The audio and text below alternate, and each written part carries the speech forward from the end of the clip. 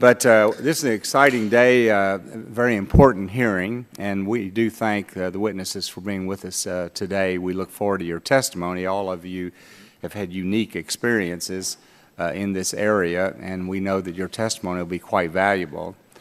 America's growing energy production is a game changer. And today's hearing, entitled U.S. Energy Abundance, Exports, and Changing Energy Landscape, explores the geopolitical benefits of the U.S. becoming a world leader in energy production and exports.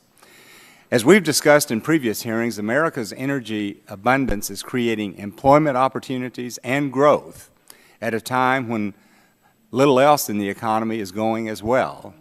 And that alone is enough reason to support domestic energy production. But while this energy abundance is a source of jobs at home, it can also be a force for good and competition around the world. And it is this potential that we hope to address today. Until a few years ago, most of us assumed that the U.S. was well past its peak in terms of domestic energy production and that we would become increasingly dependent on imports, particularly oil imports from OPEC nations. Many feared the same thing was happening with natural gas, and some even worried about an emerging OPEC-like natural gas cartel dominated by Russia and Iran. This committee held many hearings discussing the grave geopolitical consequences of global energy markets dominated by nations that do not necessarily share our values and who are not shy about using energy exports to exert leverage over other countries. But now the tables are turning. Thanks to American innovations in hydraulic fracturing and directional drilling that is expanding the supply of domestic oil and natural gas.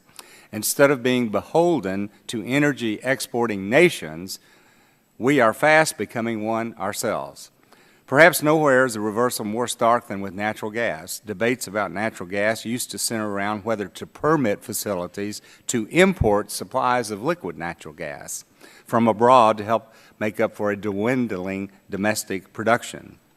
But now these would-be import terminals are being reproposed as export terminals. The reason for this reversal is that domestic natural gas production is now rising so fast that there is more than enough to meet domestic demand affordably and export the surplus to nations that need it, such as Japan and Great Britain. By taking advantage of these export opportunities, we can help our own economy and at the same time strengthen our ties with key allies. I might add that the benefits of energy exports also apply to coal, and I would like to draw your attention to a May 1st Wall Street Journal article that chronicles how U.S. coal exports to Eastern Europe are helping to displace Russian natural gas and neutralize Russian influence, and even Bulgaria was able to get a 20% reduction in price for natural gas it's buying from Russia because of the additional coal that they are using.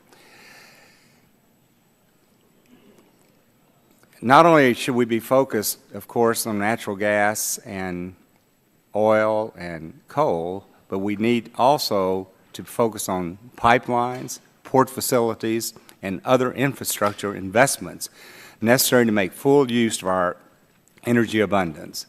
So this is a vitally important hearing, and as I said, we're going to look forward to your testimony because we are at a threshold of great opportunity in this nation to be energy independent.